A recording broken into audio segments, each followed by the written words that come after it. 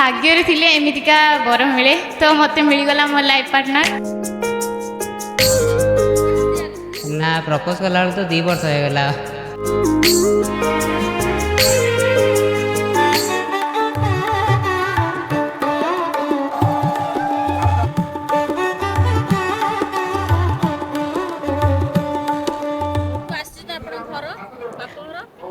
जयदेव विहार तारिणी नगर साले साई नयगढ़ गोड़ीपड़ा आज्ञा मैं आगु रोली आसिक साले सारे आज्ञा हाँ हाँ देखा मु छोट मेडिसिन स्टोर करी तो सैठू देखा सप्तम क्लास होता सैठू देखा तापरे सेठू धीरे धीरे स्टार्ट है। हाँ ना प्रपोज कला तो 2 वर्ष हो गला माने प्रपोज कले 2 वर्ष पर। हाँ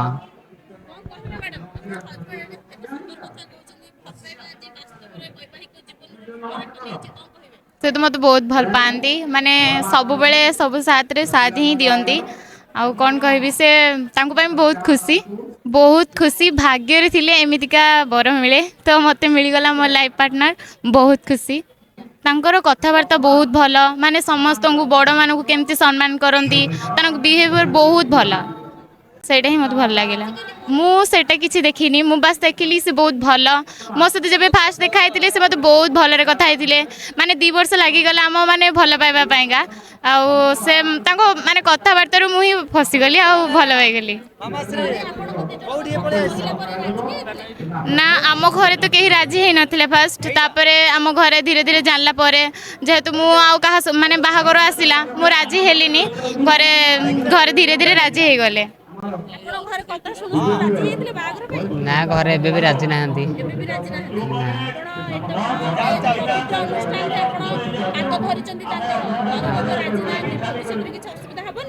ना असुविधा किसी करेबिनी कहीं फैमिली को देखी प्लस वाइफ को भी देखी ना ना केबे भी छाड़ी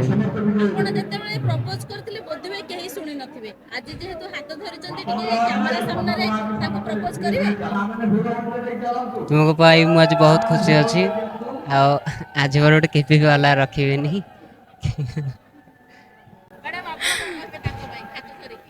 मु भी आज कथा दौची केबे भी छाड़ी के जीविनी साथी 7 जन रही आई लव यू।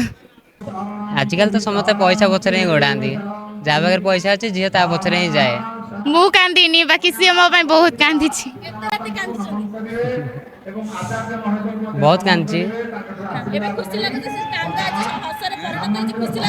हाँ हाँ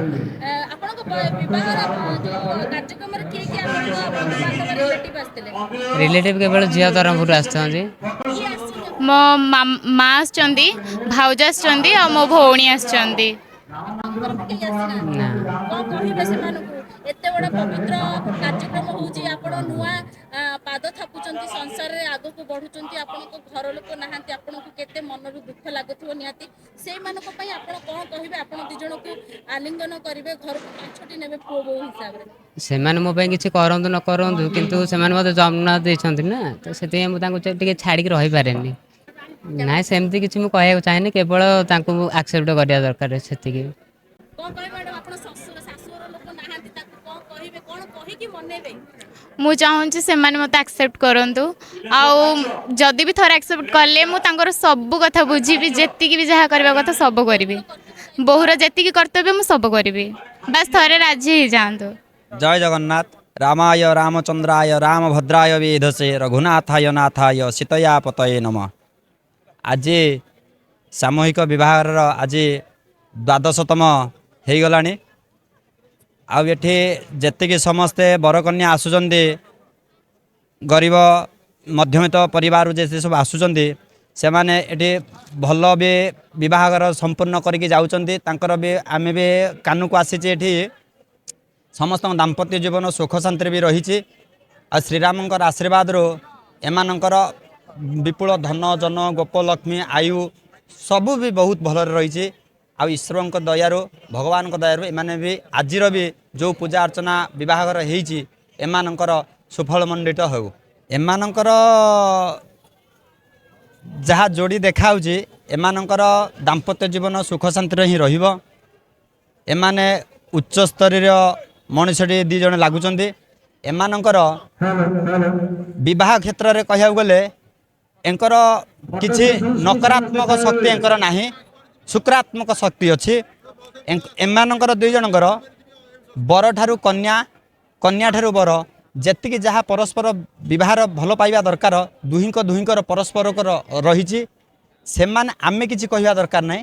ଏମାନଙ୍କର କେତେ କିଏ କାହାକୁ ବେଶୀ ଭଲ ପାଇବ, କିଏ କାହା ସହିତ ବେଶୀ ଚଳିବ ଏମାନଙ୍କ ଉପରେ ଡିପେଣ୍ଡ କରେ। ପରିବାର ସହିତ ବୁଝେଇବେ, ଦୁଇ ପରିବାର ମତାମତ ମନାନ୍ତର ବି ରହିପାରିବ, କିନ୍ତୁ ଏମାନଙ୍କ ଭିତରେ ମତାମନାନ୍ତର ଯଦି ଏକ ହେଲା ଏଙ୍କ ଦାମ୍ପତ୍ୟ ଜୀବନ ସୁଖ ଶାନ୍ତିରେ ରହିବ। ଆସିଛି ଜାଭିୟରରୁ ଆସିଛି। ଆପଣଙ୍କ ଝିଅ ଆଜି ହଁ ସଂସାର କରିବା ପାଇଁ ହାତ ସେଥିପାଇଁ ମୁଁ ଖୁସି ଅଛି। ଧରିଛନ୍ତି। ଆଉ ଶାଶୁର ଲୋକେ ନାହାନ୍ତି। ନାହାନ୍ତି, ବର୍ତ୍ତମାନ ତାଙ୍କର ନାହାନ୍ତି। ମୁଁ ତାଙ୍କ ମା ମୁଁ ଆସିଛି। ତାପରେ ମୁଁ ଝିଅକୁ କନ୍ୟାଦାନ ତାଙ୍କ ହାତରେ ଟେକିଦେଲି। ଏଥିପାଇଁ ମୁଁ ଧନ୍ୟବାଦ, ଆଉ କିଛି କହିପାରିବିନି। ଶାଶୁର ଲୋକ ତାଙ୍କର ଗ୍ରହଣ କରୁନାହାନ୍ତି, ସେଥିପାଇଁକା ତାଙ୍କ ବାପା ବି ଗ୍ରହଣ କରୁନାହାନ୍ତି କି କେହି କରୁନାହାନ୍ତି। ମୋର ପୁଅ ଆଉ ମୋର ବୋହୂ ଆଉ ମା ଏତିକି ମୁଁ ଗ୍ରହଣ କରୁଛି। ମୁଁ ତ ଗରିବ ଲୋକ, ଆଉ କ'ଣ କହିବି। ତାଙ୍କ ପୁଅ ଘର ବାପା ମା ଗ୍ରହଣ କରିବା ପାଇଁ କ'ଣ କହିବେ? ତେଣୁ ତାଙ୍କ ଉପରେ ମୁଁ ଛାଡ଼ି ଦେଇଛି। ମୁଁ ତ ତାଙ୍କ ବିଷୟରେ କିଛି ଜାଣିନି। ମୋ ଝିଅ ମୋତେ କହେ ସବୁ ଦୁଃଖ ସୁଖ, ତା ପାଇଁ ପ୍ରସ୍ତାବ ବି ଆସେ। ସିଏ ମୋତେ ମନା କରେ, କହେ ମୁଁ ଜଣକୁ ଭଲ ପାଇଛି ମାନେ ମୁଁ ଆଉ କୁଆଡ଼େ ଯାଇପାରିବିନି। ତାପରେ ତାର ବାବାକୁ କହେ। ଦେଖନ୍ତୁ, ମୁଁ ପ୍ରଥମେ ଧନ୍ୟବାଦ ଦେବି ପ୍ରୟାସ ସଂଗଠନକୁ, ଯିଏ ପ୍ରତିବର୍ଷ ଏଇଭଳି ବିବାହ ସବୁ ଗଣବିବାହ କରି ଆସୁଛନ୍ତି। ତେଣୁ ତାଙ୍କୁ ମୁଁ ଧନ୍ୟବାଦ ଦେବି। ବହୁତ ପିଲା ଯେଉଁମାନେ ଅର୍ଥ ଅଭାବରୁ ବିବାହ କରିପାରନ୍ତି ନାହିଁ, ଗୋଟେ ବରଯାତ୍ରୀ ନେଇକି ଯିବା କଷ୍ଟକର ବ୍ୟବସ୍ଥା ଥାଏ, ଭୋଜି ଦେବା ଗୋଟେ କଷ୍ଟକର ବ୍ୟବସ୍ଥା ଥାଏ, ଆଉ ବ୍ରାହ୍ମଣ ଯୋଗାଡ଼ କରିକି ବାହା ହେବା ତା ବି ଗୋଟେ କଷ୍ଟକର ବ୍ୟବସ୍ଥା। ତେଣୁ ଏ ସବୁ କଥାକୁ ବୁଝିକିରି ଏ ସଂଗଠନର ଯେଉଁମାନେ ଉଦ୍ୟୋକ୍ତା, ଯେଉଁମାନେ କର୍ମକର୍ତ୍ତା, ସେମାନେ ଗୋଟେ ବହୁତ ସୁନ୍ଦର ପ୍ରୟାସ କରିଛନ୍ତି, ଯେଉଁଥିରେ ଗଣବିବାହ କରାଉଛନ୍ତି। ଯଦିଓ ବର୍ତ୍ତମାନ ସରକାର ପ୍ରତ୍ୟେକ ବିବାହ ପାଇଁ ମଧ୍ୟ ଆର୍ଥିକ ସହାୟତା ଯୋଗାଇ ଦେଉଛନ୍ତି, କିନ୍ତୁ ଏ ଦୀର୍ଘ ଦିନ ଧରି ଏ ସଂଗଠନ ପ୍ରୟାସ ସଂଗଠନ ଏଭଳି ଗୋଟିଏ ଅଭିନବ କାର୍ଯ୍ୟକ୍ରମ କରୁଛି 12 ବର୍ଷ ହେଲାଣି। ତେଣୁ ପ୍ରକୃତରେ ତାଙ୍କୁ ମୁଁ ଧନ୍ୟବାଦ ଦେବି ଯେ ସେମାନେ ସମାଜରେ ଯେଉଁମାନେ ବାହା ହେଇପାରୁନାହାନ୍ତି ତାଙ୍କ ପାଇଁ ଚିନ୍ତା କରୁଛନ୍ତି। ପ୍ରକୃତରେ ମୁଁ ସେମାନଙ୍କୁ ଧନ୍ୟବାଦ ଦେବି। ବାହା ତ ଯେଉଁମାନେ ହେଲେ ସେମାନେ ଆନନ୍ଦ ପାଇଲେ, କିନ୍ତୁ ସେ ଖାଲି ବାହା କରୁନାହାନ୍ତି, ବାହା କରିବା ତାଙ୍କୁ ସବୁ ବିଭିନ୍ନ ପ୍ରକାର ଜିନିଷ ମଧ୍ୟ ତାଙ୍କୁ ଦେବେ ତାଙ୍କ ସାଙ୍ଗରେ। ତେଣୁ ଗୋଟେ ନିଆରା ବାହାଘରର ପରମ୍ପରା, ମୁଁ ସେଥିପାଇଁ ତାଙ୍କୁ ଧନ୍ୟବାଦ ଦେଉଛି, ଅଭିନନ୍ଦନ। ତାଙ୍କୁ କହିବି ଯେ ସେମାନେ ଆଜି ବାହା ହେଲେ ଗୋଟେ ସଂଗଠନ କାରଣରୁ, ୟା ପରବର୍ତ୍ତୀ ସେମାନେ ତାଙ୍କର ଜୀବନ ମଙ୍ଗଳମୟ ହେଉ, ସେମାନେ ମିଳିମିଶିକିରି ଏକାଠି ରୁହନ୍ତୁ। ବର୍ତ୍ତମାନ ସମାଜରେ ଯେଉଁଭଳି ଭାବରେ ଆଜି ବାହାଘର କାଲି ଡିଭୋର୍ସ ଆପଣ ଦେଖୁଛନ୍ତି, ସେ ସମସ୍ୟାକୁ ନ ଯାଆନ୍ତୁ। ପବିତ୍ର ରାମଙ୍କ ସ୍ଥାନରେ ବାହା ହେଇଛନ୍ତି। ଆମର ବାହାଘରର ନିୟମ ହେଉଛି ଯେ ଯେତେବେଳେ ଝିଅ ବାହା ହେଇକିରି ଆସେ, ପୁଣି ତାର ଶେଷରେ ଯେତେବେଳେ ଆରତି ଉଠିବ ସେ ପର୍ଯ୍ୟନ୍ତ ସେ ଘରେ ରହେ। ତେଣୁ ମୋର ସେଇ ନିବେଦନ ରହିବ ଯେ ସ୍ୱାମୀ ସ୍ତ୍ରୀ ସମସ୍ତେ ଏକତ୍ରିତ ହେଇକିରି ଆଜି ବାହା ହେଇଛନ୍ତି ମାନେ ଜୀବନ ଶେଷ ପର୍ଯ୍ୟନ୍ତ ସୁଖ ହେଉ ବା ଦୁଃଖ ହେଉ ଗୋଟିଏ ଜାଗାରେ ଆମ ଜୀବନକୁ ଅତିବାହିତ କରିବା। ମୋର ସ୍ୱାମୀ କାଲି ରୋଜଗାର କଲାନି, ମୁଁ ଛାଡ଼ିକି ପଳେଇବି, ଏ ପ୍ରକାର ଯେଉଁ ଭାବନା ଧୀରେ ଧୀରେ ସମାଜରେ ଦେଖାଯାଉଛି, ସେ କଥା କରିବା ନାହିଁ। ରାମ ସୀତାଙ୍କଠୁ ଶିଖିବା, କିଭଳି ଭାବରେ ରାମଚନ୍ଦ୍ର ବନବାସ ଗଲା ପରେ ବି ସୀତା ତାଙ୍କ ସାଙ୍ଗରେ ଯାଇଥିଲେ, ସେଭଳି ପତି ପତ୍ନୀ ହେଇକି ରହିବା ପାଇଁ ସମସ୍ତେ ଚେଷ୍ଟା କରିବା ଉଚିତ।